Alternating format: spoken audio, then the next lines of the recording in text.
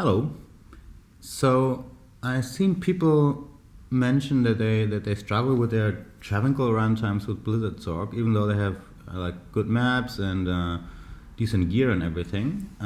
So I thought maybe I'd share a few tricks and tweaks maybe, and also analyze my own runs at the same time to optimize Travincal running with the Blizzard Sorceress. So I'm just gonna go through the runs bit by bit and explain what I do. So, well, players 3 of course. Then starting the run, so while this loading screen is happening, I cast Chipper Armor because there's nothing else to do. You don't really need it, but there's nothing else to do in this part. And then you take 1 or 2 steps towards the waypoint because you can't use telekinesis to hit it from your spawning location. Actually, a pro player would probably not even take the Upper Crest and Endurance of Fate waypoints at all, because there's a chance that you misclick and land in one of those. It happens sometimes, it's annoying. So if you really want to run only Travincal with it, just take that waypoint and none of the others. So while the loading screen to Travincal is happening, I switch weapons and cast Battle Orders. So you can see now the animation doesn't even show, but it will apply the Battle Orders, as you can see in the lower left side. It's 2000 live now.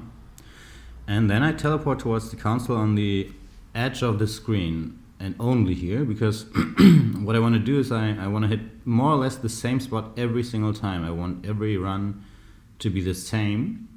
And I'm going to be talking about the sweet spot in a minute, but this is quite important, not only on the way to the console, but also on the way back, because it makes it quicker to start the next run. I'll explain when we get there. So now we're at the console, and now briefly talking about maps. So you want the console, of course, to spawn on the lower part here, as closely together as possible. Now, ideally, it would be in the corner, because in that way they can't go any further away. But also, a map like this, you can find spots, in my case it's about here, where they simply don't move, still. So I used to think like having them here would make a huge difference, but by now I think it's actually not that important. It's more important to find these spots where you can make sure that they will not move and spread out. For example, if I land here, by maybe slightly teleporting in the wrong direction, then they start to spread out. So, but if I land here, they don't, and they're killed pretty quickly. So the sequence, of course, is you start one blizzard in the middle of the group, basically. After that, you hit static, like 4 or 5 times or something. And then you cast another blizzard, but in a slightly different location. This is also important, because Blizzard has blind spots in between, and you don't want to be annoyed by finding out that 2 or 3 minions are running around with a full health, or half health from static field maybe, just because they were standing in those blind spots. So it's a nice little tweak to cast the blizzards in slightly different locations.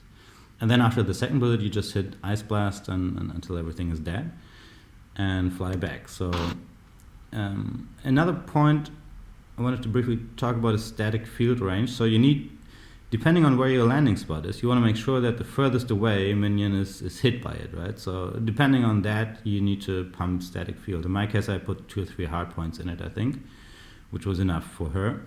So it depends on the map, is what I'm trying to say, but generally just the base points generally are not enough, so you need to pump it a little bit.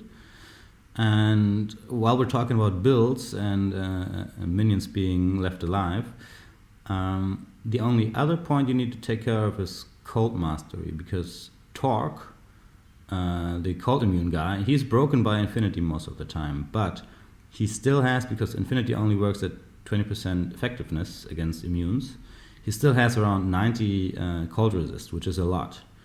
So you want a combination of any facets you might have socketed in your gear, and cold mastery for a total of about minus 190 cold resist to maximize damage against him, right?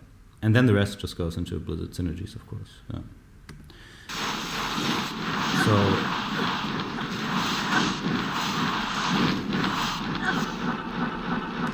Now, as you can see, the last teleport takes me to the same spot as my first teleport before. That's because I'll also teleport back on the edge of the screen. The advantage of this is you can basically, where your mouse is, that ends up where the waypoint will be. You can switch to telekinesis, and you have a very short distance to cover with your mouse to hit Act 4 and start the next run. Which is important, because if you were standing here, for example, your mouse would be moving all the way over to the middle, and then you have to go all the way left again. It's a detail, right? But I mean, we're talking about optimization here, so that includes that. And then there's a trick to go quickly through the menu. I'm going to show how I do it first. So it's black, and the next is the character screen. The reason for that is, now I hit Act 4, I hit Pandemonium Fortress, I hit Escape, and then that's where the and Go Mule is kind of messing things up here. That's when the game menu will show, right? Which has the save and exit button somewhere here. And then after you hit that button, you're back in the main menu of Diablo 2, which has the single player button, which you want to hit next, slightly below it. Now the trick is you can hit both of these blindly, because it's actually possible to do that even before the game shows those graphics. So that's how that works.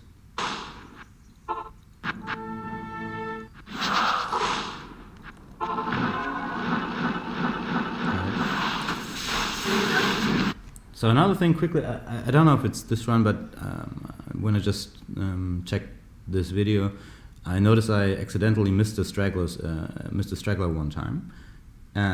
It's actually quite important to realize that it's, well, in this case it was by accident, but it's important to realize that it almost never makes sense to kill them unless they are really at low health. So for example, I ran the numbers for, on this map I can pretty easily hit run times under 18 seconds. So if I divide 18 by 11, that gives me around 1.6 seconds.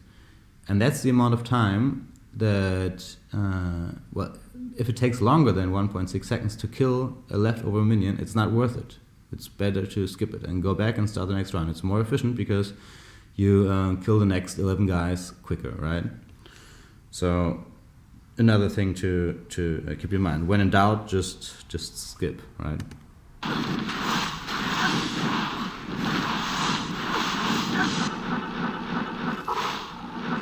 Now there I thought I was too far away from the waypoint, but I actually would have made it.